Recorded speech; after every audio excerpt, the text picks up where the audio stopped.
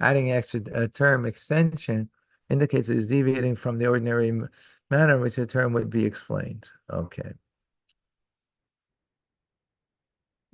Number 7, the following laws apply. When a person says,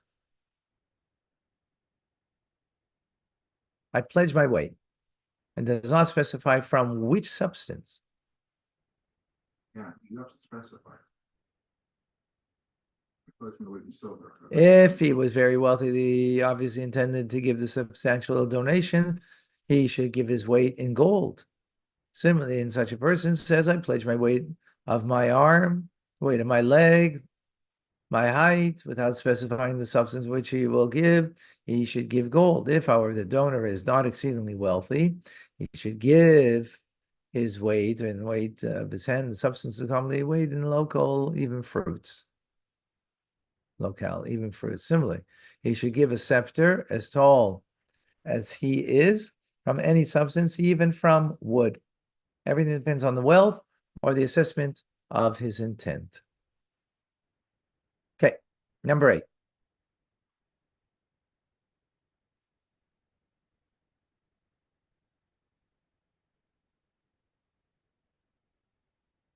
Number 8. When a person uses uses any of the following expressions, I pledge my standing, my sitting, the place where I sit, my width, my thickness, my circumference. His intent is a matter of question. Yeah, this guy is a little funny. And there's a doubt whether regarding his obligation, hence he should be required to give generously according to what could be expected of a person, means until he says, this was not my intent. If he died, his heirs are required to give minimum of expression could mean.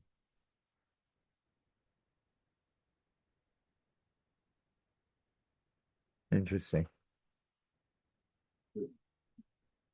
Right. In other words, your words matter. Choose your words wisely. Okay. When a person says, I pledge a silver coin, he should not give less than a silver dinar.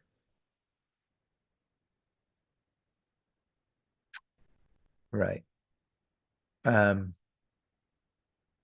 We assume that this is intent, for this is most commonly used silver coin. Okay. When he says, I pledge a brass coin, he should not give less than a brass coin's worth of a silver maw. I pledge iron. He should not give less than a piece of iron, 1 cubit by 1 cubit. This is a cubit, hand's length. For the blade of the iron to protect against ravens, which stood on the top of the roof of the mountain of the temple, as explained in its place. They had blades on top that ravens shouldn't sit on there, right? And I guess the wind, the breeze, the wind made them go, so then they wouldn't stop on top of the roof, and want to make it kind of a hangout for ravens. Not appropriate.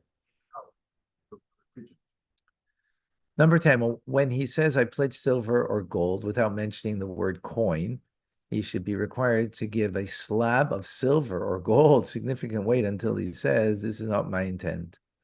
Similarly, if he explicitly mentioned a weight of silver or gold, but forgot how much he specified, he should be required to give until he says, this is not my intent. Number 11, when a person says, I pledge my worth, or I pledge the worth of so-and-so, right? This is not erech. This is not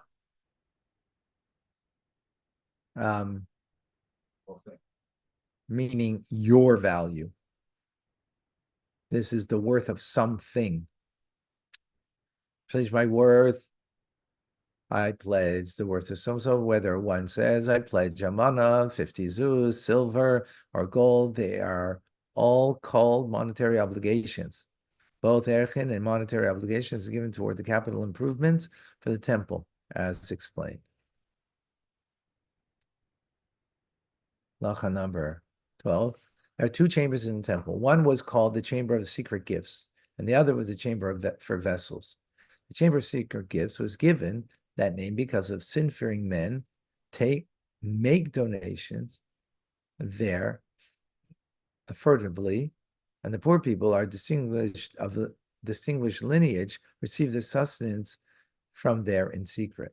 Right. So it's given in secret and it's taken in secret, the money. Right. Why? Not to embarrass anybody. Right. To be taking is an embarrassment, and therefore was done in a very discreet manner.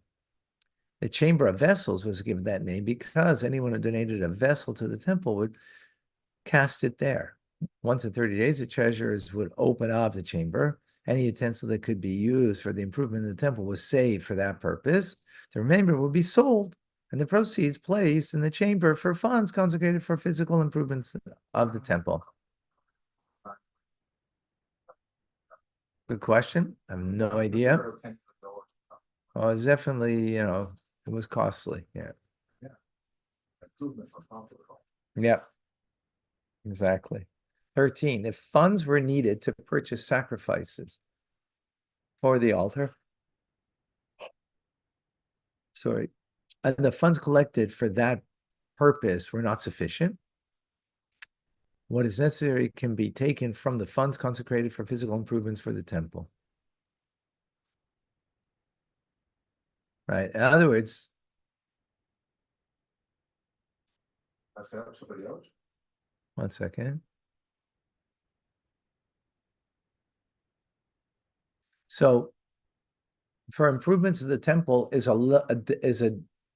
lesser level of giving than for sacrifices, because sacrifices brings atonement, right?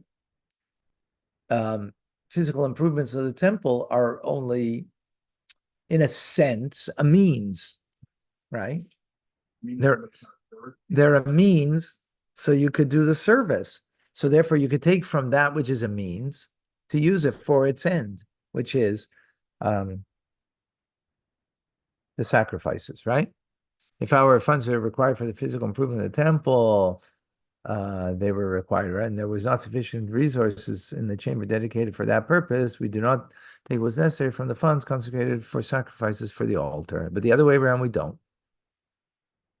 We don't do that. Let's just start chapter 3.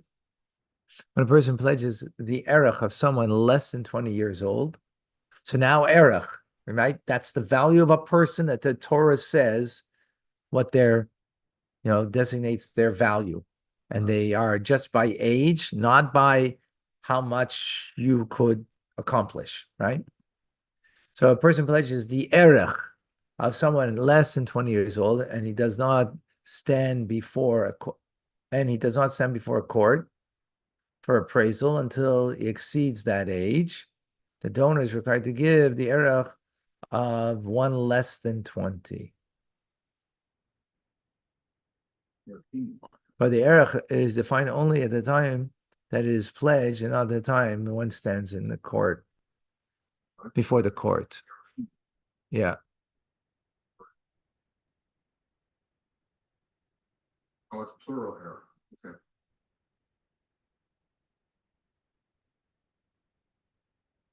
Yeah. Under 20, you give 20.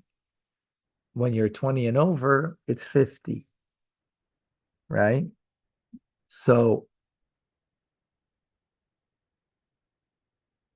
the amount you have to give is by the time you pledged, even though you became older, until you stood before the court and it was assessed, I guess, based on your age. I don't know why you need to stand before the court if it's only age. I'm not certain.